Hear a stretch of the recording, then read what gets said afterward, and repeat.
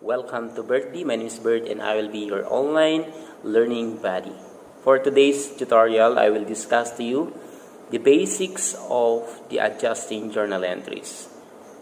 So sit back and relax and enjoy learning accounting. Okay?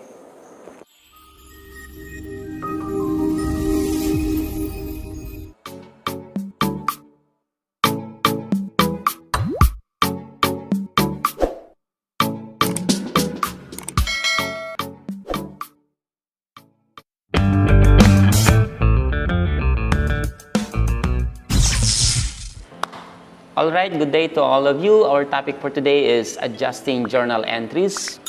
So what is adjusting entries? An adjusting journal entry is an entry in a company's general ledger that occurs at the end of an accounting period to record any unrecognized income or expenses for the period. The basics of adjusting entries that you must know. First one is adjusting entries are entries made at the end of accounting period to ensure that revenue recognition and matching principles are followed. Okay. Adjusting entries are required every time financial statements are prepared and are dated as of the balance sheet date. Another one is that adjusting entries are needed because some events are not journalized daily because it is inexpedient to do so. Examples are the consumption of supplies and the earning of wages by employees. Next one is some costs are not journalized during the accounting period because they expire with the passage of time rather than through recurring daily transactions. Examples are equipment deterioration and rent and insurance expiring. Another thing is that some items may be unrecorded. An example of a utility bill that will not be received or paid until the next accounting period. Now, there are types of adjusting entries. We have the so-called prepayments or deferrals. Prepayments are, it could be prepaid expenses, and these expenses paid in cash and recorded as assets. And we also have the unearned revenues, cash received and recorded as liabilities. Then we also have the so-called accruals. If we say accruals, we have accrued revenues and accrued expenses. Accrued revenues earned but not yet received in cash or recorded. And the other hand, the accrued expenses, expenses incurred but not yet paid in cash or recorded. Okay. Now, I'm gonna share to you 4 quick notes to master in doing adjusting entry.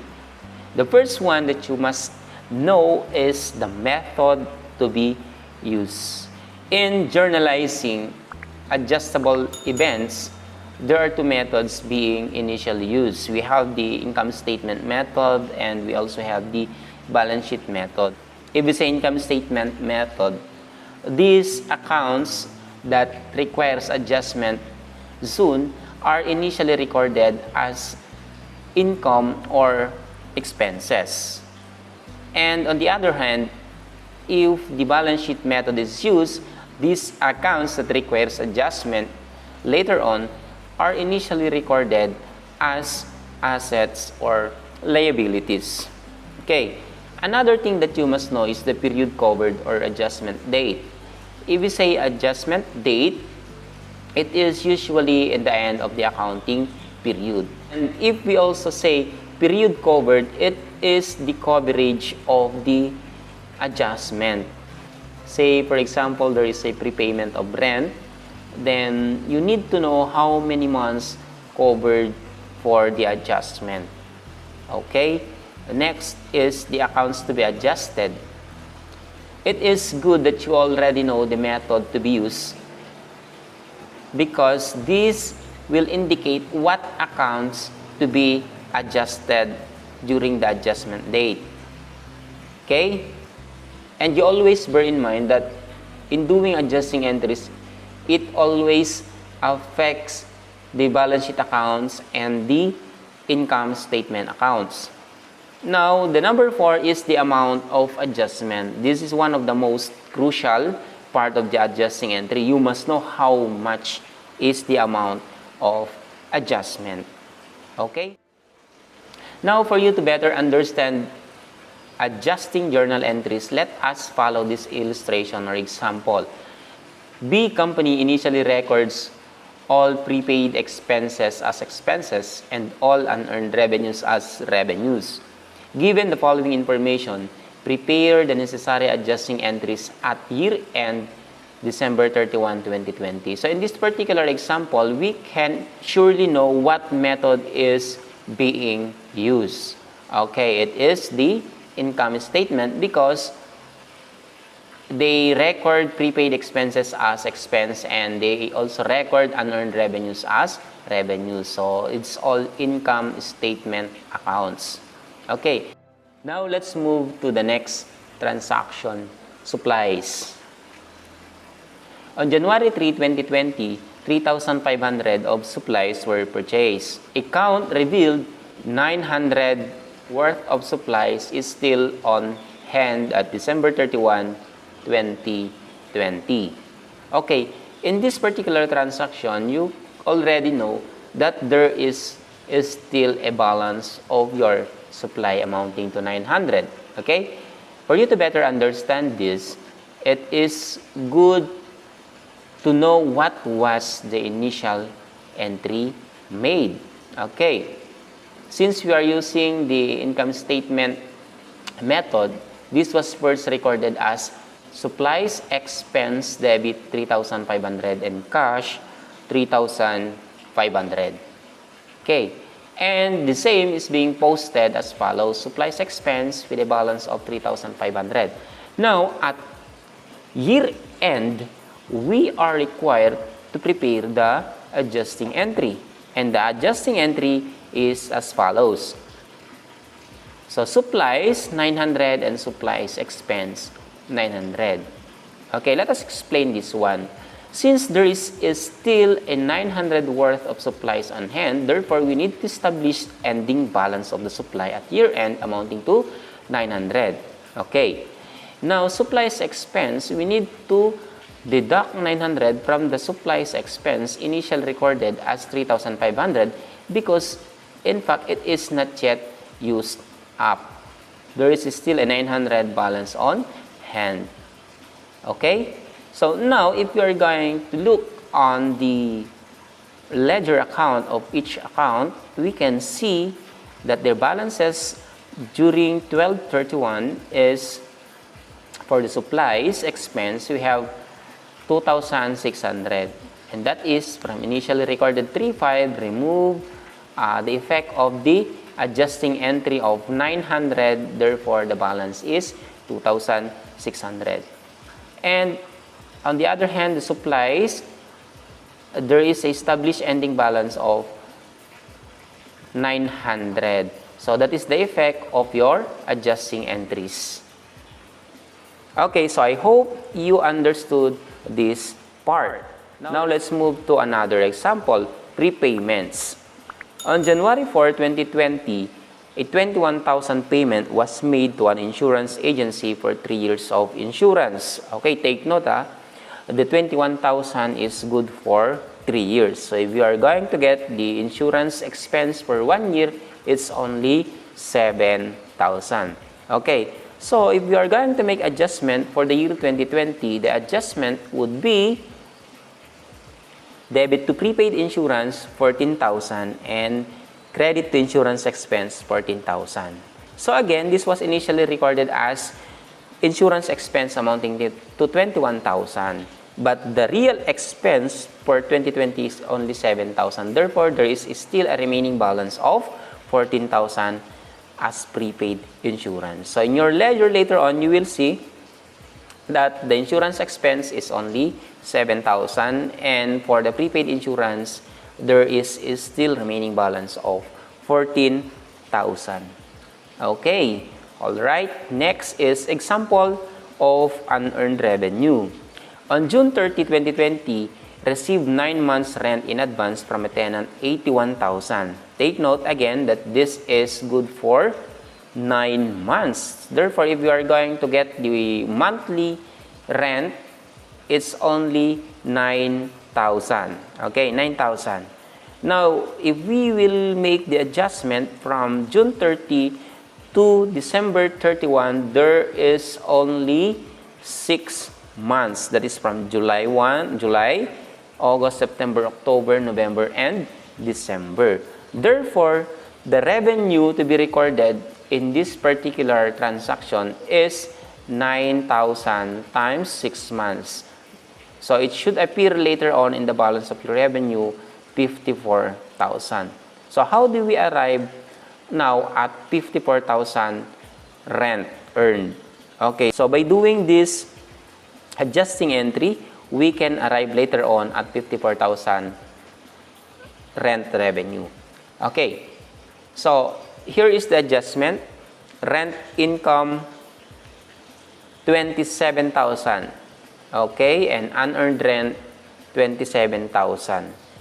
So since it was initially recorded, this 81,000, entire amount of 81,000 as rent income, and in fact, it's only 6 months. The earned part of this 81,000 is only 6 months. Therefore, we need to minus or deduct 27,000 in your rent income. So we debited 27,000 and we considered it as still unearned rent income. So if we are going to look under ledger, you can see these balances. So unearned rent income 27,000 and the rent income is only 54,000. How about if we will do the balance sheet approach or balance sheet method? So the same, let us just read again the problem. So B company initially records all prepaid expenses as assets and all unearned revenues as liability. Now you notice that the asset accounts are initially used in this particular approach. So method use, of course, the balance sheet. Now we go back in our previous example, the supplies. On January 3, again, so 3.5, and there is still a 900 worth of supplies on hand. So again, if we are going to see the initial journal entry, it was recorded this way. Supplies, 3,500 and cash, 3,500. So you notice now the difference of the income statement approach and the balance sheet approach. So in this, you can see supply is being debited. Okay, now for the adjusting entry, you can see the debit would be supplies expense amounting to 26 and supplies credit amounting to 26. So this adjusting entry will have an effect to the ledger of the following accounts as follows. So if you can see, supplies expense is 26 and the supplies balance at the end of the reporting date is 900. So the balances being reported on the ledger in each or in either approach, the income statement approach or the balance sheet approach, is the same. Okay? Only the initial entry and the adjusting entry vary.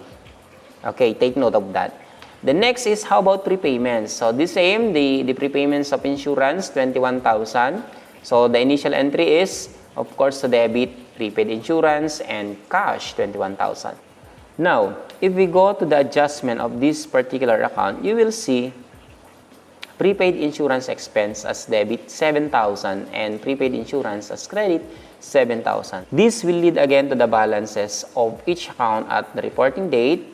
You can see the insurance expense is 7,000, and for the prepaid insurance, okay, balance sheet approach and income statement approach, they have the same ending balances upon adjustment.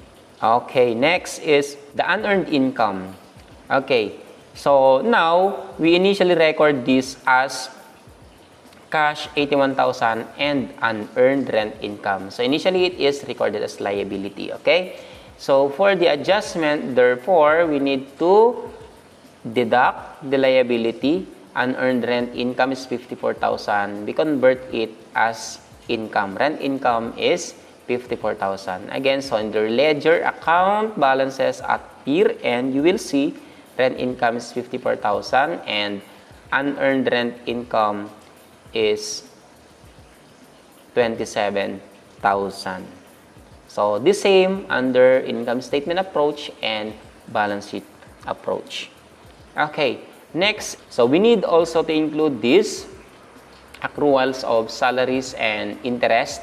So for example, December 31, 2020, there are accrued salaries amounted to 34,000, interest to notes payable of 2,500, and interest from notes receivable 4,500.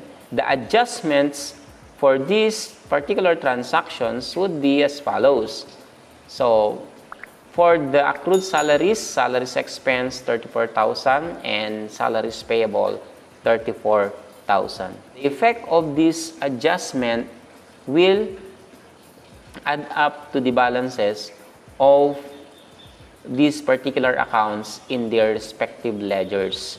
So the same for the interest payable, we have interest expense of 2,500 and interest payable of 2,500. As simple as that. The same with interest receivable 4,500 and interest income 4,500. It is very important to update or include this adjustment during your year end because your asset, liabilities, or equity may be under or overstated, or you cannot arrive at their correct balances if these are being omitted or not included. Okay, next is depreciation. So for depreciation, for example, depreciation on building for the year amounted to 15,000. So the adjusting entries for this would be depreciation expense, building 15,000, and accumulated depreciation, building.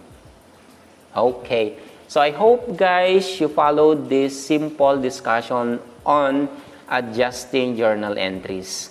So I hope to see you again in our next video tutorial. So before we end this tutorial, may I give to you a simple question. So question of the day, and you can comment the answer on the comment sections below.